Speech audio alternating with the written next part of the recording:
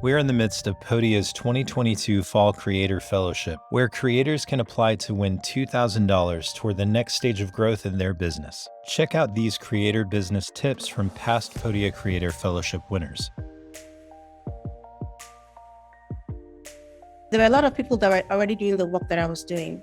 And it was me reaching out to them, either commenting on what they were posting or reaching out to them, this content you shared really resonated with me. I really love it. And then resharing what they shared, trying to amplify their voice in a spirit of reciprocity. They would also check out your page and say, you're doing equally good as well. And they would follow you. I did a couple of guest posts on other really big accounts that were in my niche. When I did the guest posts for them, they exposed me to their audience as well. And some of their audience, would come to my page and see that, the content there was also engaging and they would follow me. So it was more like you just really building relationships of reciprocity. I really believe in what you're doing. I value the work you're doing and I want to support you. And they would also reciprocate and also share my work. You can't help everybody. There's 7 billion people on the planet. And that's a huge lesson I learned as a creator too, is when you try to help everybody and speak to everybody, you're really speaking to no one. I know that's a big thing that a lot of entrepreneurs talk about, but it's so true. It's a lot more powerful when you can focus on a specific group of people that you have gotten to know and built community with, because whatever you say is going to be that much more powerful and they're going to know that you're talking specifically to them. Even if you have 1,000 followers instead of 100,000, sometimes that's even better as a creator because you're being more specialized and you're kind of mastering your craft through that and just getting more specialized experience.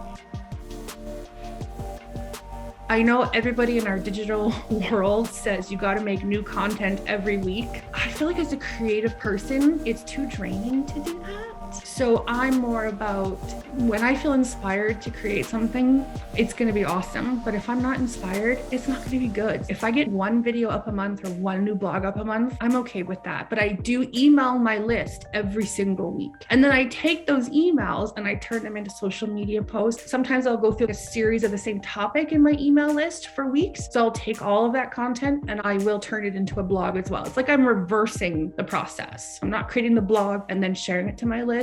I'm creating it in my list and then I'll make a blog about it. And then I'll still send an email about it because not everybody sees it.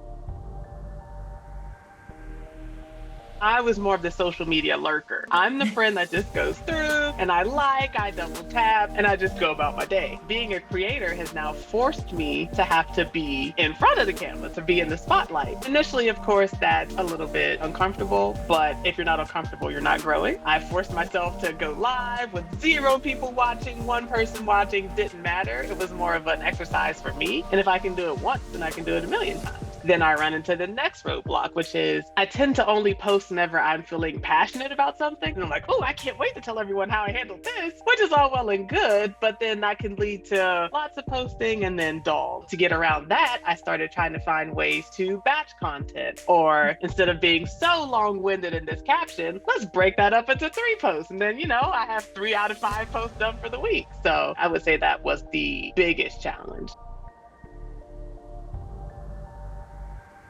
One thing I did that I wish I did earlier that could have helped me launch a membership earlier on was using one of the parts of the community area to get some access to me in front of everybody else. I have a section in my community called Is It Done Yet? And this is where people submit recordings of what they are working on, wondering if their piece is done or here's my piece, do you think I'm good? It's basically like I'm offering some feedback on your piece and other people chime in as well. And that has really kicked things off. I could have just charged for that. You pay for this one thing and you'll get access to somebody who will critique you pretty much whenever you want. And that's included as part of everything else. If I had figured that out earlier on, I could have offered that immediately and then just charged for it. And by the way, I'm not the only person that comments in there. And this is how a person who becomes a member, who posts in there, learns that there are other people on this journey and here's what they all look like and sound like. And it's very, very inspiring. And I think it's ridiculously important. I'm leaning into it. Let Podia help fund the next stage of growth for your creator business. Go to podia.com/creator-fellowship today and apply.